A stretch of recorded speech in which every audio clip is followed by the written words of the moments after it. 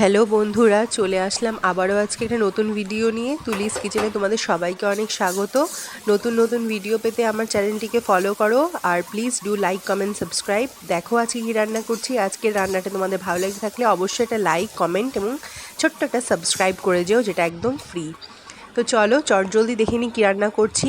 Video শুরুতে তোমরা দেখতে পেয়েছো কিছু একটা ঝুড়ো বা ভর্তা মতো আমি কষাচ্ছিলাম। তো দেখো, এটা সত্যি সত্যি এক ধরনের ভর্তাও বলা যেতে পারে, আবার মাছের ঝুড়ো এটাও বলা যেতে পারে। কিন্তু সাধারণত ঝুড়ো তো বড় মাছের হয়, সেক্ষেত্রে আমি ছোট মাছ দিয়ে ট্রাই করছি। প্রিপারেশনটা তোমাদের কেমন লাগে একবার অবশ্যই দেখে আমাকে জানিও।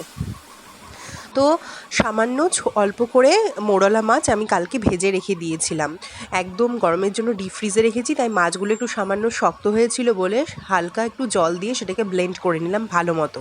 আর যে মশলাটা তোমরা প্রথমে দেখতে পেলে, সেটার মধ্যে আমি নিয়েছি রসুন, শুকনা লঙ্কা, 1-2 কোয়া পেঁয়াজ এবং অল্প কুচিয়ে নেওয়া আদা।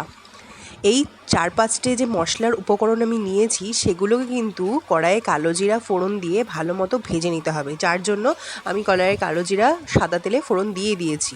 এটা সর্ষের তেলে করা যেতে পারতো, কিন্তু আমার কাছে সর্ষের তেলটা হাতের সামনে ছিল না, তাই আমি তাড়াতাড়িতে সেটাই, যেটা হাতের সামনে পেয়েছি সেটাই ইউজ করে ফেলেছি।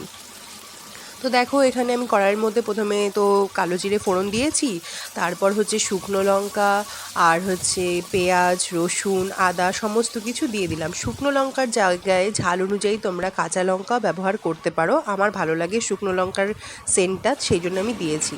তারপর পরিমাণ মতো লবণ হলুদ দিয়ে দিলাম।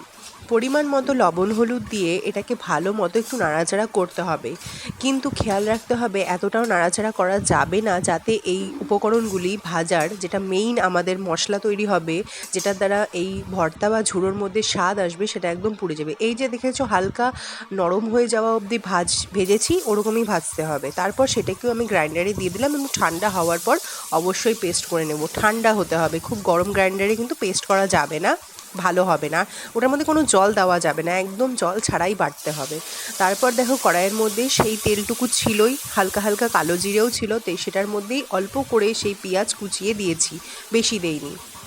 তারপর যে মাছের যে পেস্টটা রয়েছিল সেই পেস্টটা দিয়েছি। তারপর হলো যে মশলাটা তৈরি করলাম পেঁয়াজ রসুনের, সেটা দিয়ে দিলাম।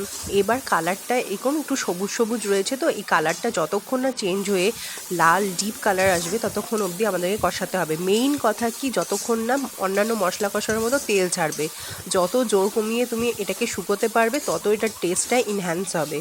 হালকা হাতে ভালো মতো আমাদের নাড়াচাড়া করে যেতে হবে। যেহেতু আমি আগে লবণ হলুদ দিয়ে দিয়েছি, সেই জন্য এখন কিছুই ইউজ করব না।